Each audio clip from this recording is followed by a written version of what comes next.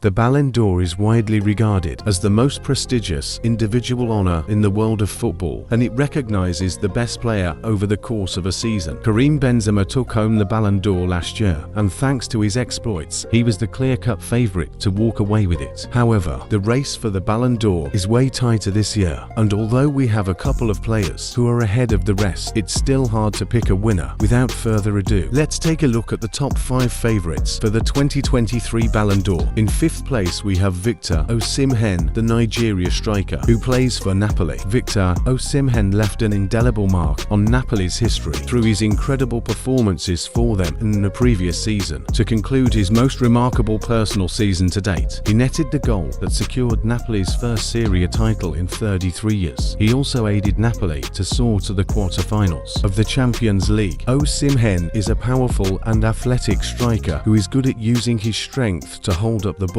and bring others into play. He is also a clinical finisher who is capable of scoring goals from all over the pitch. As of now, he stands as one of the most highly sought-after forwards worldwide. In 38 appearances across all competitions for Napoli in the 2020-23 season, Osimhen scored 31 goals and provided 5 assists. Has he done enough to earn a place on the Ballon d'Or podium? It's difficult to say, but he most definitely deserves 5th place. In 4th place, we have the Belgian maestro, Kevin De Bruyne, who plays for Manchester City. Kevin De Bruyne has arguably been Manchester City's most influential and impactful player of the Pep Guardiola era. The Belgian midfield maestro has astounded us with his remarkable technical qualities, vision and work ethic. De Bruyne has been City's creative linchpin, and his incredible passing ability and vision continue to astound fans and pundits alike. He was at his best during the 2020-23 season, doubling down on his playmaking abilities and relentlessly creating chances for his teammates. De Bruyne also chipped in with crucial goals from time to time to help fire Manchester City to their first ever continental treble. The iconic Belgian midfielder put up incredible numbers last term, and that's why he is definitely a top contender for the Ballon d'Or this year. He scored 10 goals and provided a whopping 31 assists in 49 appearances in all competitions for Manchester City this season. Next up, we have the Parisian god, Kylian Mbappé, who plays for Paris Saint-Germain. Mbappe's incredible goal-scoring form for both club and country could be enough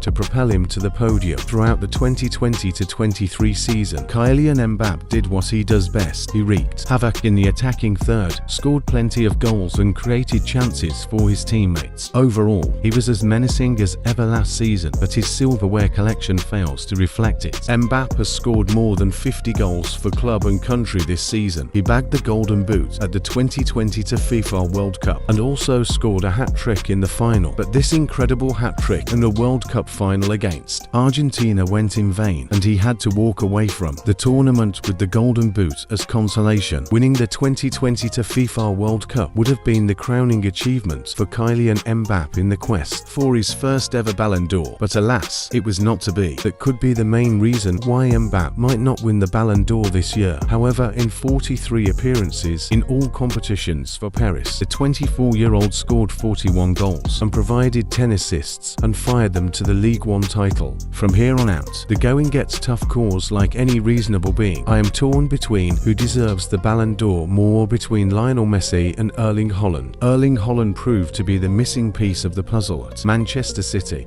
Having roped him in during the summer of 2022, City became the juggernaut that Guardiola had been trying to transform them into for a while now. The Norwegian marksman's incredible goal-scoring form fired them to a historic treble. Haaland broke a lot of goal-scoring records in his debut season in England. He is also set to win the European Golden Shoe after scoring 36 goals in the Premier League. He finished the campaign with 52 goals and 9 assists in 53 appearances across all competitions for City. However, not being involved in the 2022 FIFA World Cup and an inability to produce strong performances in crucial matches could cost Haaland the Ballon d'Or. Lionel Messi, on the other hand, produced a string of mesmerizing performances at the 2020 FIFA World Cup to lead them to a historic triumph on football's biggest stage. The 7-time Ballon d'Or winner was on a mission to take home the elusive World Cup. He fired Argentina to World Cup glory and winning the Golden Golden Ball at football's showpiece event had made Lionel Messi the favourite to win a record-extending 8th Ballon d'Or, but domestically, despite his incredible numbers, it's been a bit of an underwhelming season for the Argentinian legend. Messi scored 7 goals and provided 3 assists in 8 appearances at the 2022 FIFA World Cup and walked away with the Golden Ball in the World Cup. And to top this all up, he still managed to score 21 goals and provide 20 assists in 41 appearances in all competitions. For PSG, his exploits were crucial to their League One title win. He most definitely is likely to win a record-extending 8th Ballon d'Or come Monday night. It's worthy of note that an early exit from the Champions League was a huge setback to Lionel. Messi could still win the Ballon d'Or, but he might not be a clear-cut favourite anymore.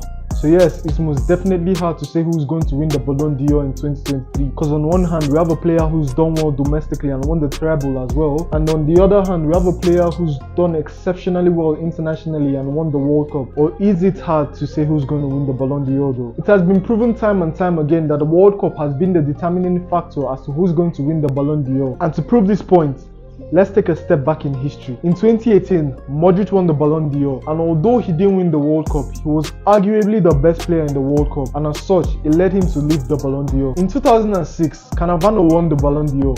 Why? Because he was arguably Italy's best player in the World Cup. In 2002, Ronaldo Nazario, commonly called R9, literally had a shitty-ass domestic season, but then he won the World Cup with Brazil, and it led him to winning the Ballon d'Or as well. Again in 2018, when Modric won the Ballon d'Or, Messi didn't come top 3 in the Ballon d'Or stats. But if we were to look at the individual statistics of Messi as compared to the top 3 players of the Ballon d'Or standings, it is clear that Messi had a better season than all 3 of them. But Messi didn't win the Ballon d'Or. Why? Because all 3 of them had a better season than Messi did internationally. Time and time again, it has been made clear that the World Cup is the greatest prize that football ever has to offer. Messi won the World Cup this year, and not only did he win the World Cup, he was the best player at the World Cup. He carried the second highest goals at the World Cup, and he had the highest assists at the World Cup. And people are really saying that Messi doesn't deserve the Ballon d'Or. To me, Messi is my favorite to win the Ballon d'Or.